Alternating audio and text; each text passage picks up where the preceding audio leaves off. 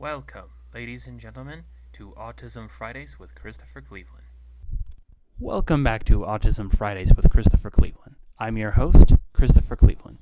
In local news, I regret to report that Grand County has 3 more cases of COVID-19, all of whom are residents as of recording this podcast. This brings the total count of cases for Grand up to 7. There are also 2 new resident cases in Carbon County, 1 non-resident in the same county, as well as 1 of each, that is 1 resident, 1 non-resident, in Emory. This means that the final count currently stands at 7 in Grand and Emory, as well as 11 at Carbon, for a combined total of 25 COVID-19 cases in the 3 counties.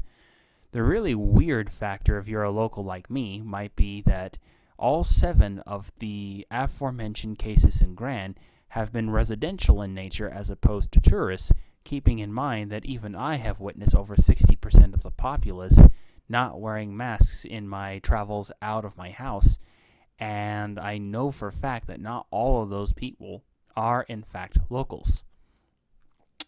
However, there is one area, of positive news even with this said. That ray of sunshine is that the 25 cases mentioned above are the ones found even in the midst of a combined total of approximately 2,400 tests conducted within all 3 counties, meaning that the overall percentage of people tested who have a positive case is still astronomically low for the moment. In addition, out of this case count of 25 total, only 5 are considered active in Carbon, 2 in Emory, and 3 in Grand. Therefore, only 10 of those 25 COVID-19 cases mentioned before are considered active for all 3 counties.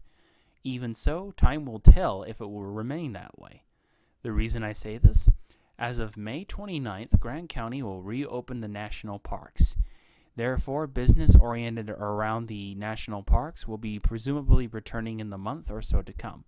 Most locals are understandably concerned that cases will begin to soar as a result of this decision. But with New York and California, 2 of the epicenters of COVID-19, gradually opening up, it's possible this might not happen until the second wave of cases anticipated to hit us in the fall. As a result of lockdown and the cancellation of Moab's 2 most profitable events, budget concerns are also understandably arising, ranging from new parking spots for tourists to deciding how school functions such as summer camp might be hosted. I have even attempted to aid the establishment of the summer camp still happening by suggesting that it be hosted in July if need be, and spending the weeks of it on activities that require distance by their very nature. But whether or not any of this will actually pan out remains to be seen. Coming up, a compilation of the ideas discussed through Mental Health Awareness Month for the final episode of this month.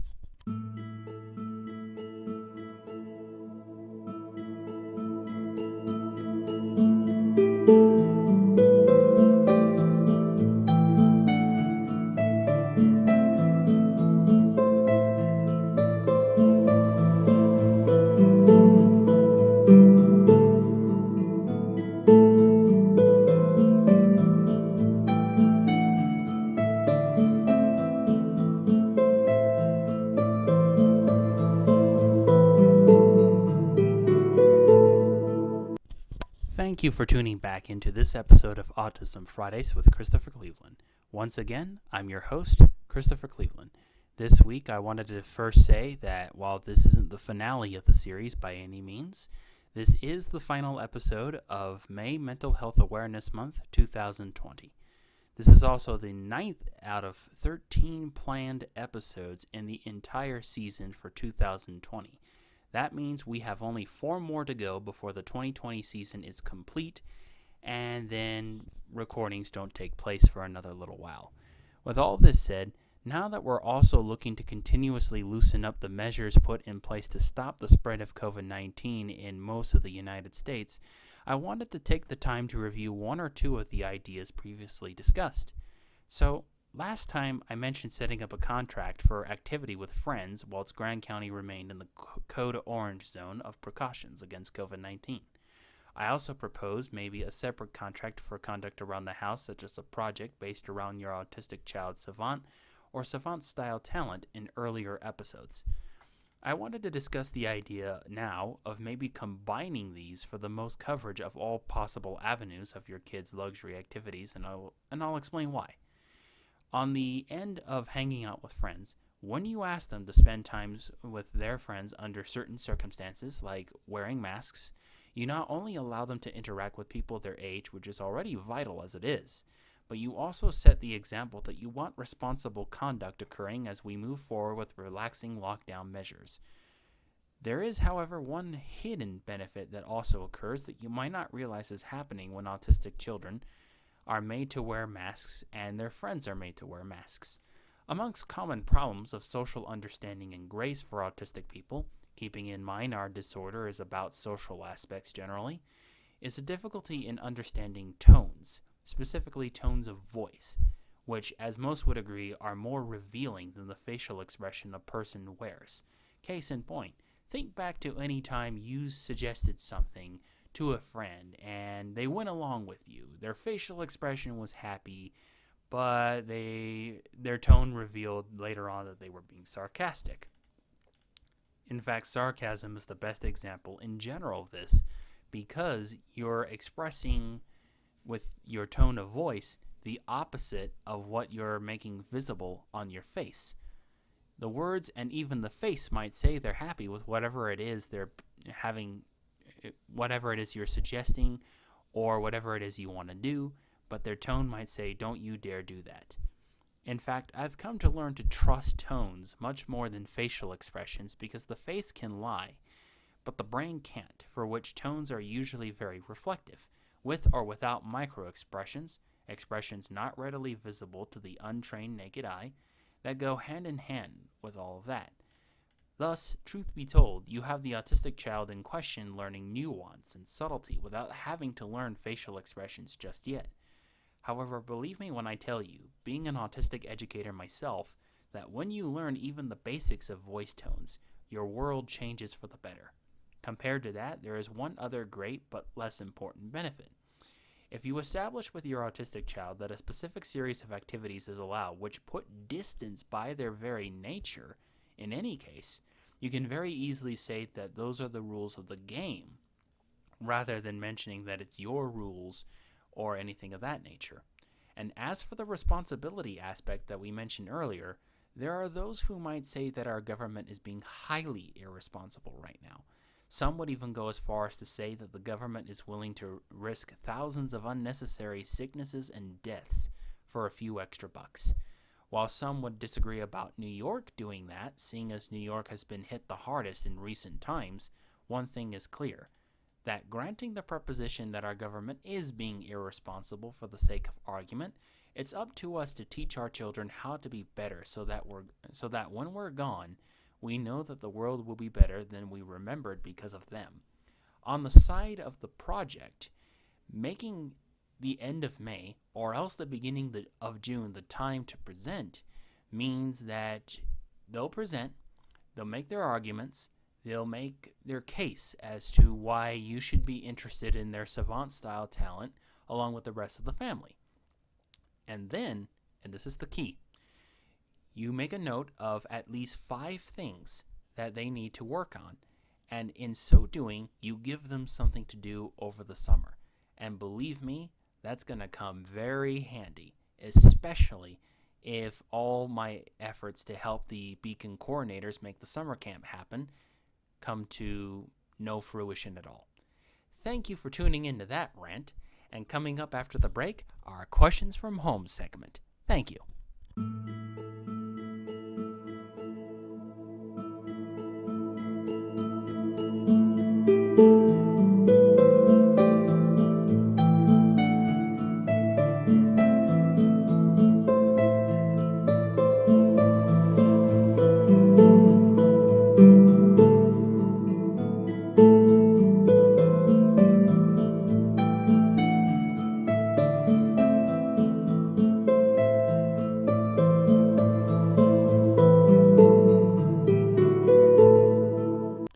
Thank you for tuning back into Autism Fridays with Christopher Cleveland. I'm your host, Christopher Cleveland.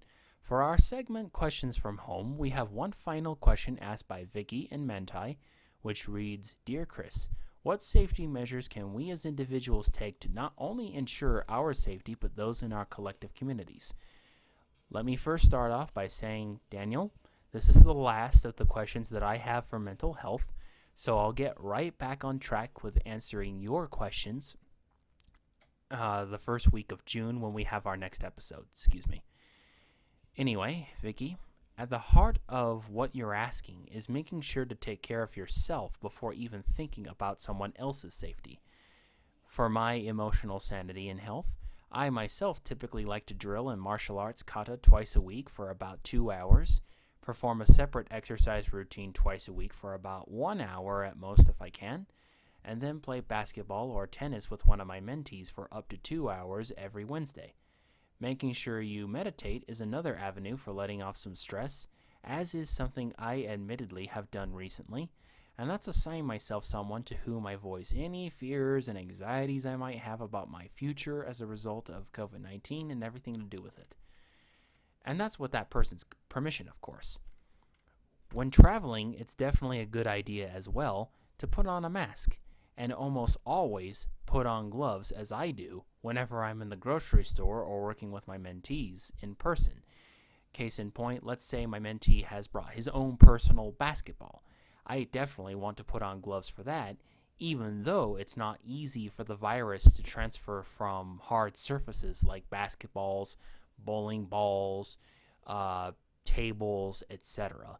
Point being that as long as I have the gloves there and I have a hard surface like that, the risk of transmission is very minimal when I'm working around other people.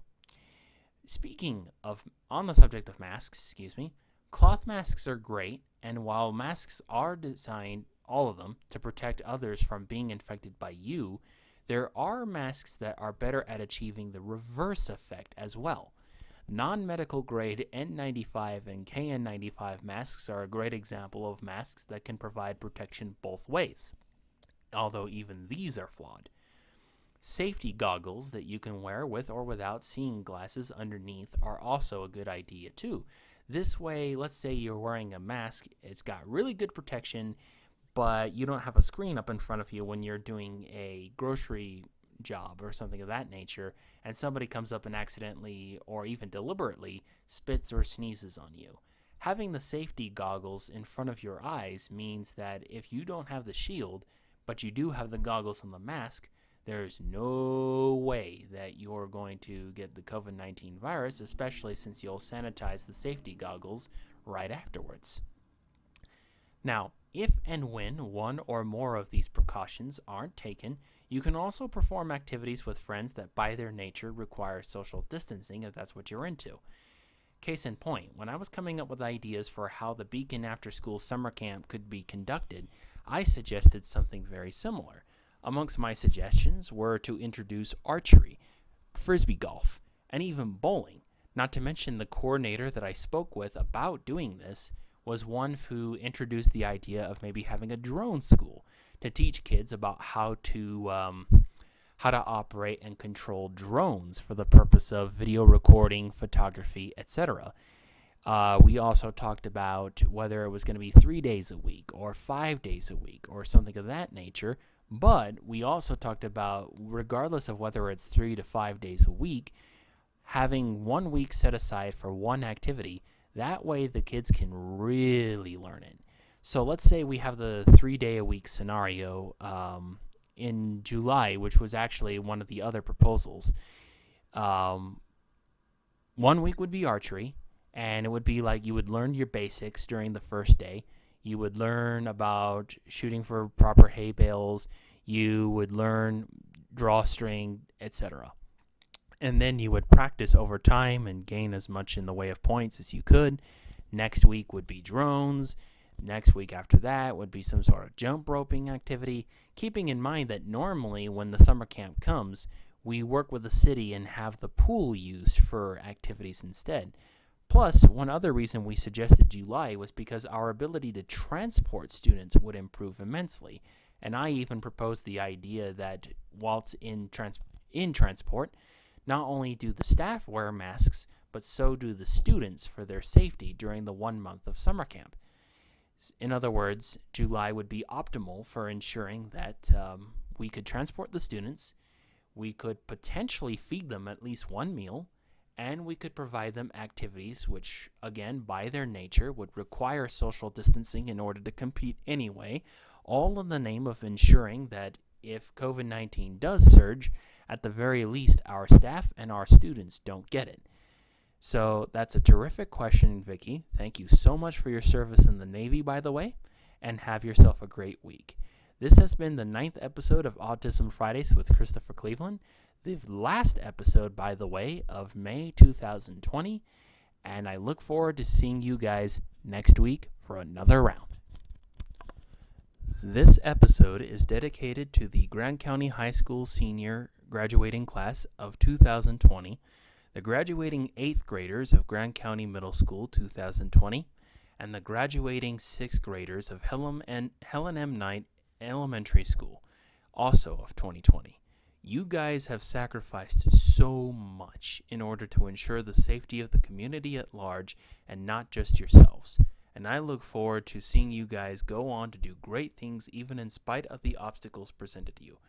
High schoolers sacrifice the privilege of going to prom, sacrifice the traditional graduation ceremony, and every single student sacrificed the opportunity to hang with their friends for the first couple months, play their favorite sports for the entire rest of their seasons, and activities that were still going on when COVID-19 was a threat and was first emerging as a threat, All of this in the effort to keep us safe and healthy. We elders might not always show it, but we're beyond grateful for what you've given and wish nothing but the best for you in the years to come. Now that if you're a senior, graduated high school and probably moved on to either college or whatever life throws your way. Thank you. Hope you enjoyed this and have a terrific rest of your week. Stay safe, stay healthy, and wash your hands often. Starring, edited, directed, produced, and written by Christopher Cleveland. Thank you for tuning in, and we'll see you next week. Hi, I'm Christopher Cleveland, creator, host, and director of Autism Fridays with Christopher Cleveland. I am a certified secondary education provider located in Moab, Utah, and I'm here to tell you about my show, Autism Fridays with Christopher Cleveland. If you wish to have optimistic, educational, humorous, fun content which holds ideas for age-appropriate discussions for your autistic child or other relative about the COVID-19 crisis and your state's related efforts to curb its spread, subscribe to my YouTube channel or join the Facebook group Autism Fridays with Christopher Cleveland today.